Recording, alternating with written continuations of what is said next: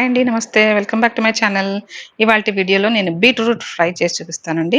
కానీ ఇది మామూలు పాత్రల్లో కాదండి. క్యాస్ట్ ఐరన్ పాత్రల్లో చూపిస్తాననమాట. సో, మెయిన్‌గా నేను ఈ వీడియో చేసింది దేనికి అంటే, ఈ క్యాస్ట్ ఐరన్ పాన్స్‌లో ఎలా వాడాలి? ఎలా వంట చేయాలి? దాంట్లో ఉన్న అడ్వాంటేజెస్ ఏంటి? ఎలా జాగ్రత్తలు తీసుకోవాలి? మెయింటెనెన్స్ ఎలా ఉంటుందనేది చెప్తానండి. సో, ఫస్ట్ ఏంటంటే ఇదిగోండి నా దగ్గర ఇది ఉంది క్యాస్ట్ ఐరన్ పాన్ ఒకటి. ఇది 8 ఇంచెస్ డయామీటర్ ఉందండి. తర్వాత హైట్ ఒక 2 ఇంచెస్ ఉంది. చాలా బరువుగా ఉంటుందండి ఇది. ఆల్మోస్ట్ ఇది 1, 1½ కేజీస్ అయితే ఉందండి. సో, చాలా జాగ్రత్తగా హ్యాండిల్ చేయాలి. కింద పడిందంటే మాత్రం మీ టైల్స్ గానీ, మీ గ్రానైట్ గానీ, మీ మార్బుల్ ఫ్లోర్ గానీ ఏదన్నా డ్యామేజ్ అవ్వడానికి ఛాన్సెస్ ఉంటాయి. కాలు మీద పడిందంటే మాత్రం ఇంకంతే గోవిందా. తర్వాత ఫస్ట్ టైమ్ ఇట్లా ఆయిల్ వేస్తాం కదండీ! అది హీట్ అవ్వడానికి కొంచెం టైం పడుతుందండి. సపోజ్ నాన్ స్టిక్ గానీ, అల్యూమినియం కానీ అలాంటి పాత్రలలో అయితే సపోజ్ హాఫ్ మినిట్ పట్టిందనుకోండి వేడెక్కడానికి. ఇందులో ఒక 1 మినిట్ పడుతుందండి. అదే డిఫరెన్స్. కానీ ఒక్కసారి హీట్ అయితే మాత్రం కంపల్సరీగా మీ వంట అయితే చాలా ఫాస్ట్‌గా అయిపోతుందండి. ఎందుకంటే దీనిలో హీట్ బాగా ఈవెన్‌గా అన్ని సైడ్స్ చక్కగా డిస్ట్రిబ్యూట్ అవుతుందనమాట. దానివల్ల మీ కర్రీకి టేస్ట్ బావుంటుంది. అంత ఫాస్ట్‌గా కూడా అయిపోతుందనమాట. చకచకా అయిపోతుందండి వంట మాత్రం. తర్వాత అక్కడ చెక్క గరిటె చూస్తున్నారు గదా! ఇలాంటివి వాడాలండి. స్టీల్ స్పూన్స్, స్టీల్ గరిటెలు మాత్రం వాడకండి. ఎందుకు అంటే దీంట్లో ఒక మంచి ఒక స్మూత్ లేయర్ ఒకటి ఫార్మ్ అవుతుందండి. మనం చక్కగా సీజనింగ్ చేసుంటాం కాబట్టి. అది స్టీల్ స్పూన్స్ వాడితే మాత్రం మనకి గీతలు పడడానికి ఛాన్సెస్ ఉంటాయి. అలా గీతలు పడితే మాత్రం మళ్ళీ మళ్ళీ తర్వాత రస్ట్ అవ్వడానికి ఛాన్సెస్ ఉంటాయి. సో, ఇలాగ చెక్క గరిటె వాడితే మాత్రం అలాంటి ప్రాబ్లమ్స్ ఏమీ రావన్నమాట. అందుకని కంపల్సరీగా చెక్క గరిటెలే వాడండి.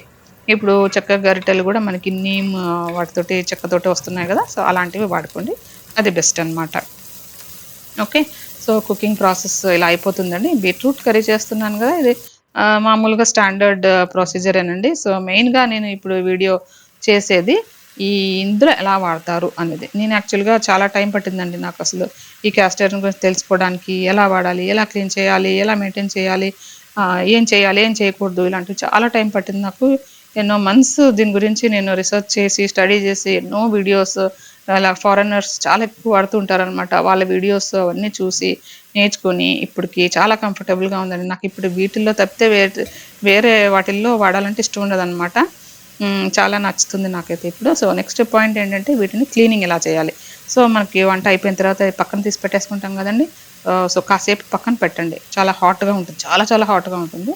సో, ఒక 5, 10 మినిట్స్ పక్కన పెట్టిన తర్వాత అది కొంచెం మళ్ళీ వెచ్చగా వెచ్చగా స్టేజ్‌కొచ్చినప్పుడు అప్పుడు క్లీన్ చేయడం చాలా ఈజీ అండి. సింపుల్‌గా కొంచెం లిక్విడ్ సోప్ గానీ, చిన్న విమ్ బార్ కొంచెం తీసుకొని స్పాంజ్ తోటి చక్కగా ఈజీగా మీ సింక్‌లో పెట్టేసి ఈజీగా క్లీన్ చేసేసుకోవచ్చండి మనమే. ఆ పని, ఈ పని కిచెన్‌లో వేరే పనులన్నీ చేసుకుంటూ ఇది గూడా క్లీన్ చేసేసుకోవచ్చు. సపోజ్ ఏదైనా కొంచెం గట్టిగా ఉందనుకోండి, గట్టిగా రుద్దేసి స్క్రబ్బర్ యూజ్ చేసేసి అలా మాత్రం చేయకండి. ఎందుకంటే ఆ నాన్ స్టిక్ లేయర్ అనేది డ్యామేజ్ అవుతుంది. ఏం లేదు ఒక 1 మినిట్ కొంచెం వాటర్ ఏసేసి నానపెట్టేసి మళ్ళీ వెంటనే క్లీన్ చేసేసుకోండి. ఊరికనే పోతుందండి. తర్వాత వెంటనే ఒక డ్రై క్లాత్ గానీ, ఒక టిష్యూ పేపర్‌తో గానీ డ్రైగా తుడిచేసేయండి. వెట్ ఉండకూడదనమాట. తడి ఉండకూడదు. అలాగా మీ దగ్గర ఏదన్నా బాల్కనీలో లేకపోతే కిటికీ దగ్గరనో మంచిగా లేదా ఫ్యాన్ కిందనో పెట్టేసి ఆరబెట్టేసుకోండి. అప్పుడు మనకి మళ్ళీ తుప్పు పట్టే ఛాన్స్ అయితే ఉండదనమాట. మళ్ళీ నెక్స్ట్ టైమ్ చేసుకోవడానికి రెడీగా ఉంటుందండి. సో, ఇదండి క్యాస్ట్ ఐరన్ పాన్స్ వాడే పద్ధతి. నేను క్లీనింగ్ అది సీజనింగ్ గురించి మళ్ళీ ఇంకొక వీడియో చేస్తానండి. మీకు ఈ వీడియో నచ్చిందనుకుంటాను. Thank you. బాయ్. ఇంకో కొత్త వీడియో తోటి మీకు వచ్చేస్తాను నేను. ఓకే. బాయ్. Take care.